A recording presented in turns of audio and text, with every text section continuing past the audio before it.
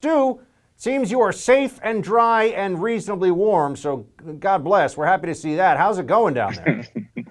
Well, in this particular room, I am safe and dry, Buck. Yeah, it's been a bit of disaster, really. I mean, we woke up in the middle of the late morning to an alarm going out throughout the house, only to find water pouring through our ceilings and flooding about 2/3 of the house. About 6 inches of water wiped out pretty much everything on that side of the house, which was not fun at all.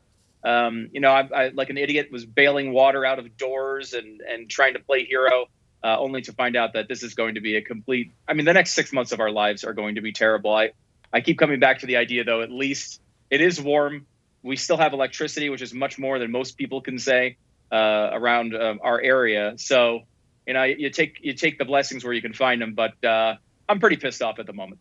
So what happened here? I mean, for outsiders, you think of Texas and you think of all the energy that the rest of the country relies on. A lot of it, right, is produced in and comes from Texas. It really is America's energy superpower as a state. So we hear that people don't have heat or electricity. There's blackouts.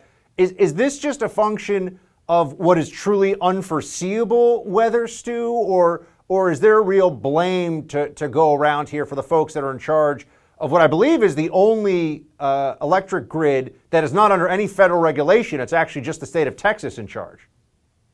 Yeah, I mean, there's a couple things going on. I mean, first of all, I'm from the Northeast. We used to be up in New York working together, and when you see on the news, there's been 2 to 4 inches of snow that fell in Texas. It just seems like Texans are a bunch of wusses and can't drive, which is that's how I would feel, I think, if I was in the Northeast. However, you realize when you're down here for a while, they're completely unprepared for this. It's like if there was a mild earthquake that hits San Francisco, nothing happens. But if it's an area that doesn't get earthquakes, a lot happens. And so there's just like no plows. There's no trucks. There's barely any sanding going on. I mean, it feels like you're basically out on your own. And when something like this happens, and it's happened probably 2 or 3 times in the last decade, the whole state just shuts down because it's hard to justify having a massive fleet of plows for an event that happens every 5 years. So basically, we're all kind of just sitting here waiting for it to get warm this weekend so this stuff will melt and we can go on with our lives. And then I think in addition to that, you have the added pressure of there's a federal situation going on where they're constantly subsidizing green energy. And so we are the nation's leader and one of the world's leaders in wind power. People don't think of Texas, or they think of fossil fuels, but we, lead one of the world leaders in wind power. And, those things are freezing up. We're having that sort of baseboard power that can kind of constantly generate nuclear and fossil fuels.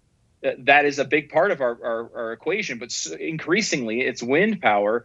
And wind power is just, not reliable. It's expensive. It's unreliable. The only reason people really go through with it down here is because it gets so heavily subsidized that it gets incentivized to be used more often.